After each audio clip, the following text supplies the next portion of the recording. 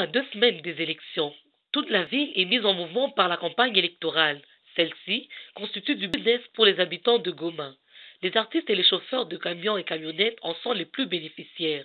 Un jeune chauffeur rencontré en plein carnaval nous explique.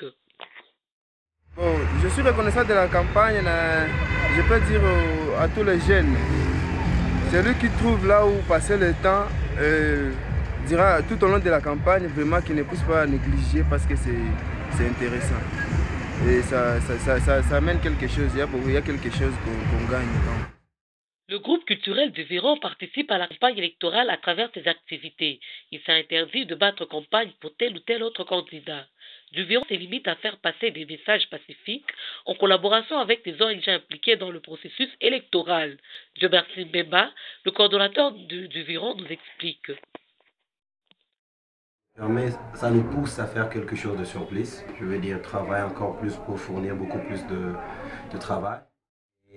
Du Viron s'est réservé le droit de ne pas trop se vexer dans la politique, mis à part de messages pacifiques et qui ne cadrent pas avec la campagne personnelle de quelqu'un. Vous le faites bénévolement?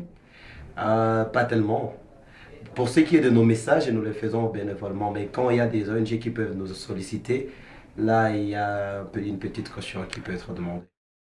UJADEP est une structure qui regroupe plusieurs artistes, parmi lesquels les peintres et dessinateurs. Ces derniers interviennent dans la production des banderoles et calicots. Les artistes de l'UJADEP veulent voter l'utile. Pour ce faire, ils se limitent au marché conclu avec différents candidats sans s'ingérer dans leur campagne. Ceci pour éviter que les candidats n'influencent le choix des artistes. Thierry Croco, coordonnateur de l'UJADEP, nous en dit plus. On intervient dans l'impression, donc quand je parle de l'impression, c'est qu'il y a des affiches, il y a des banderoles, il y a des t-shirts, des casquettes, des autocollants, on intervient dans ça. Et par rapport à la conception même de leur design et tout, on va le faire. Donc on peut dire qu'à part l'information, aussi la campagne électorale produit du business.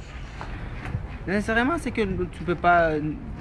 la campagne électorale doit nous produire du business parce que si jamais on est en train de voir plusieurs affiches ou des banderoles plaquées dans la rue, c'est de l'argent.